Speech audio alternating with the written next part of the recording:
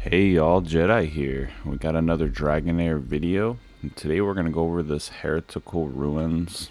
I think that's how you say it. Show you my team for that. I'm doing my free-to-play team. As you guys see, kind of overview of where we're at on the account. Only legendary I have is the free one. I did have someone mention in my comments before that, oh, you're using all these pay-to-win people. I'm not. It's literally only one legendary, and everyone else I pulled from purple dice. I have not pulled any of my gold dice, so this is where we're at. Other than farming tons of gear. To show you guys the struggle on the free-to-play, I still cannot beat stage 9 on most of the dungeons. I can beat stage 8 with ease, but I'm just not getting able to push into 9 with some of these champions. So this is going to be stage 8. This is the team I'm currently using. For this dungeon, you need to just quickly nuke down the boss and the little ones on the side as fast as you can. To keep alive, we're using Furbath. You don't really need too much of a designated tank, but he kind of does that little bit of tanking for you while healing your team up. Of course, we got our support Hexandra here. As you can see, we're pretty geared out. I've been grinding gear, trying to get into level 9. We're just not quite getting there. So with the gear I have, I'm overpowered for stage 8. So if you guys take a look at this gear, you could probably do something close to it. If you can't quite get it, it's fine. You'll still be able to do at least stage 8.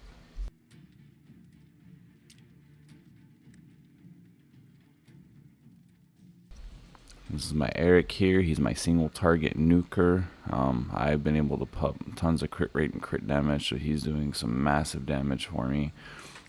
I picked up this artifact here, the epic one. Got it leveled up, and it gives you tons of crit damage and attack. So like I said, it is a little overkill for stage 8, but we're not quite there on stage 9, so we'll get there. We'll get there.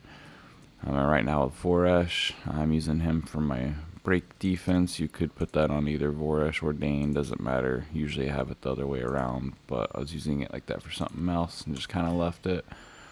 So show you the run. This can go full auto. What I like to do is if I'm paying attention, I'll actually take the auto off. We'll wait until these little guys spawn up. Boom, then I'm going to use him because he has that break defense, and then I'm going to use everyone else. And now we're just going to let this run, let you guys see how it goes. So for anyone struggling with this dungeon, your whole goal is just purely nuking everything in here.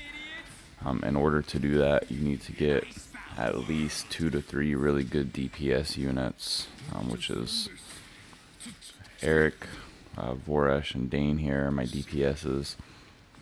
And I've noticed for stage 9, I'm going to need to try to get in a 4th DPS, but in order to do that, I still need everyone surviving, and that's where my issue's been coming in. So we'll slowly get it figured out and get something pushed into 9, hopefully, without having to use any legendaries. I'm not pulling legendaries until next season, so if I can't get it without those, then we won't be doing it till next season. If you do have legendaries you guys have pulled, definitely slot them in, and you should be able to do this with ease.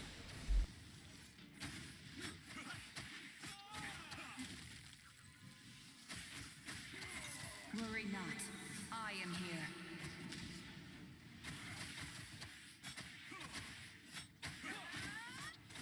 Eat flame, idiots!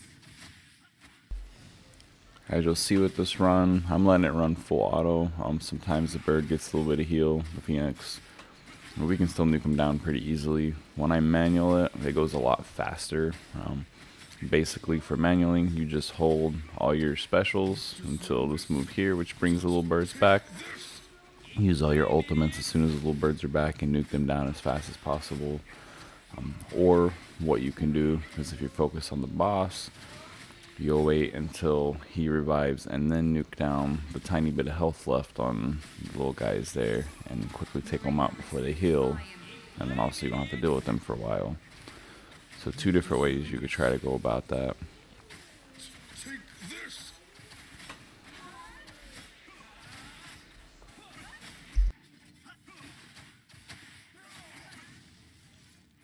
Icebound world!